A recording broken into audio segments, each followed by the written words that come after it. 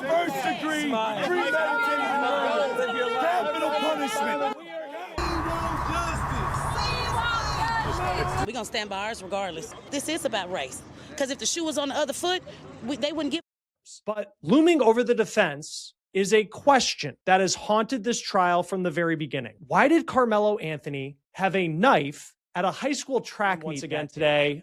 Cody, let's talk about how the state finished their case. And they call a witness today who's kind of the link between Karmelo Anthony and Austin Metcalf. He was teammates with Austin Metcalf, knew Karmelo Anthony to some extent. His name is Eddie. Why was his testimony important? So we've heard this Eddie character's name, Chris, throughout the entire duration of all the student witnesses that have taken the stand. He is the common denominator. We heard a lot of people saying Karmelo knew Eddie. He came over and dapped Eddie up, gave him a handshake. Eddie was a childhood friend of Karmelo's now ex-girlfriend. So that's the connection there. Now, based on all the testimony that the students brought up during the prosecution's case, they were all saying that Eddie and Karmelo looked like they knew each other. It was the obvious link. That's what the defense kind of talked about in their opening statement. Eddie gets on the stand today. They're going through his testimony. He's about 5 or 10 minutes in. And then Eddie kind of all but says he knew who Karmelo was. They were cool, but he verbally said, I wouldn't say we were friends. It was just kind of someone that he knew. Okay, cool. Now we move on to the cross-examination by the defense. And this is, I feel, was a little bit of a win for the defense. They showed a whole bunch of pictures of Eddie and Karmelo at these different group settings, at Eddie's house, no less. There was 50th birthday parties for Karmelo's ex-girlfriend's mother. Remember, Eddie and the girlfriend, this girl named Valeria, they were the ones that knew each other, and Karmelo was, I guess, the third party, you would say. So when they had these family functions, Karmelo obviously was there. Okay, they showed some group photos, kind of establishing.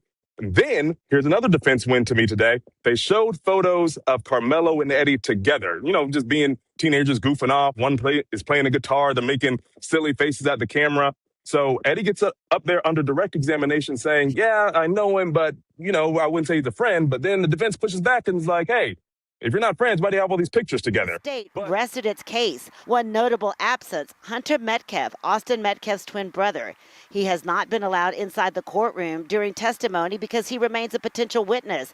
Prosecutors could still call him later in rebuttal.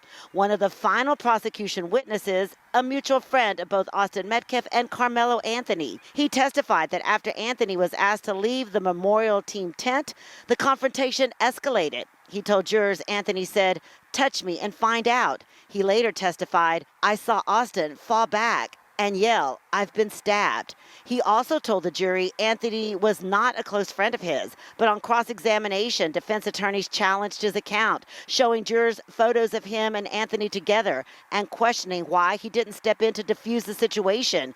When asked who was at fault for the stabbing, he responded, I don't know. When something like this happens, you're going to have witnesses of all kinds, older adults and young kids that they're still startled, and things of that sort. So that's going to sometimes play into what they see or what they hear. With the state's case complete, the defense quickly began presenting its own witnesses. A Centennial track coach testified track meets are often relaxed. Athletes frequently move between team areas, and he was unaware of any rule prohibiting students from sitting under another team's tent. He also testified Centennial requires a coach to be present at its team tent because teenagers can sometimes get into conflicts. The testimony appeared aimed at supporting the defense's self-defense claim and raising questions about the circumstances leading up to the confrontation. What you do is you look at it from a reasonable person standing in the shoes of that individual. So knowing everything, a reasonable person in Mr. Anthony's shoes and all that's going on around them, is that something that's justified based on the reasonable person's perception of what's going on? The defense is expected to continue calling witnesses on Monday, and the state could still call Hunter Metcalf as a rebuttal witness later on in this trial, and we don't know yet if Karmelo Anthony will take the stand.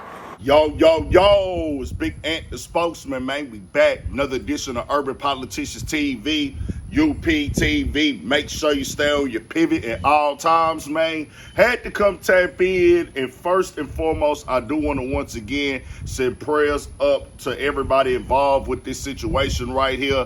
It's most definitely, I can only imagine, something that's straining and draining for you to have to go through with this right here, whether it's losing somebody, and then also a situation where you don't know the future of one of your loved ones and the burden that it takes down on your family, having to wake up and go through this. Most definitely prayers up. And I had a links in the description where you can watch the clips in the beginning in full from Law and Crime Network, also Fox, and then also WFAA, where they were outside of the courtroom and in the courthouse yesterday. Those two engaged stuff and updates right here, and it's a lot more facts that have came out as the prosecutors have rested their case. Now they can come back with the rebuttal. It's the defense turns now, and this is going to continue tomorrow. It is going to be going into the weekends as well. We have to see how all the facts come out. And as you heard right there, we are not inside the courtroom. We don't get to see it. We have to rely on their reports unless you go read all the transcripts.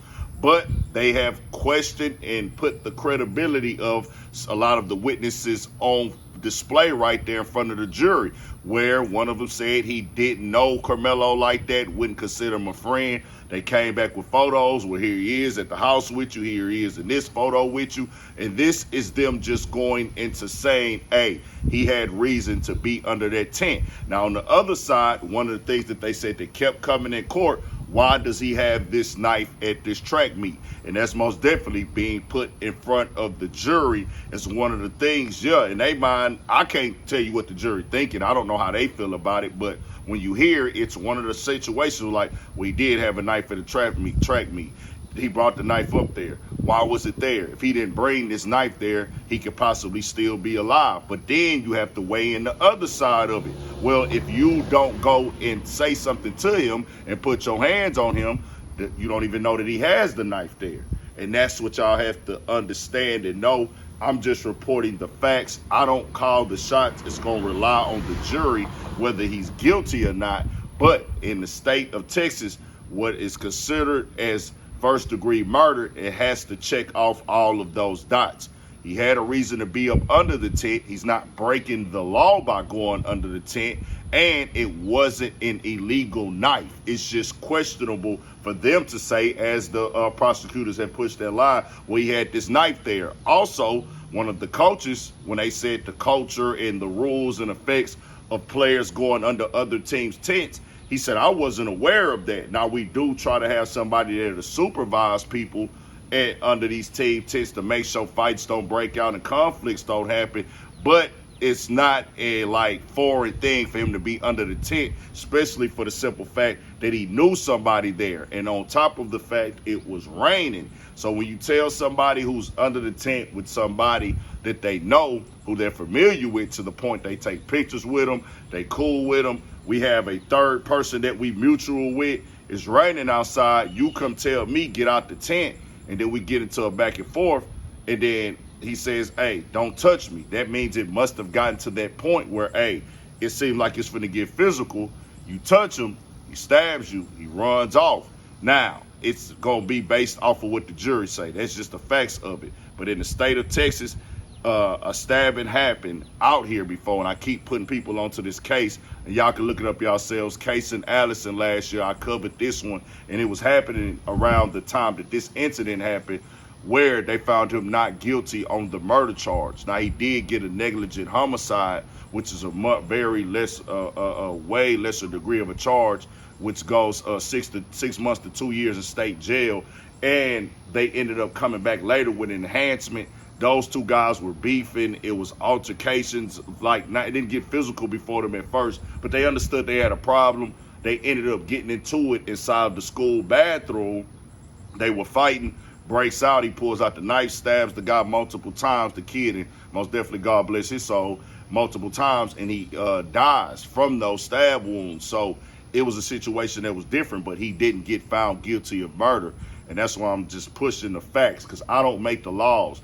I think people are looking at like, well, why do you have the knife at school? And I'm not telling nobody how to feel about it. I'm just telling you how the law works when you get inside of the courtroom. It's about credibility.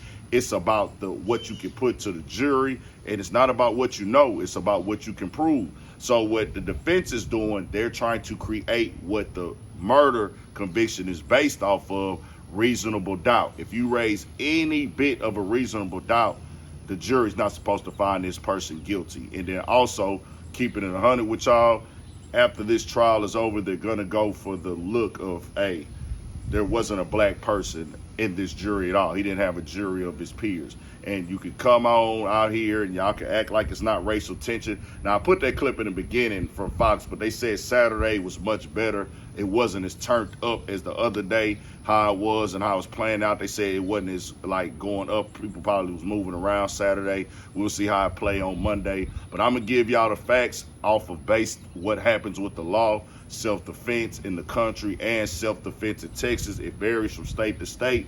But, you know, you're supposed to match equal force, but in certain circumstances, you can't tell somebody what the equal force. It's just the laws are the laws, y'all, and it's unfortunate because I wouldn't want to see somebody get killed or die or somebody get charged for it, and we have this point when they could just really be moving on with their lives right now. I'd rather that happen as opposed to this. I just say this for future references, keep your hands to yourself. Because nobody who is a human, you don't have authority over another human or what they should and shouldn't be doing or what they should and shouldn't be if it's not invading your personal property or privacy. Just keeping it all the way 100. But we have to see no laws were broken in the act of him being under that tent. No law is broken by him having that knife there either. So we'll keep y'all updated with it. It's a lot more gonna come from it.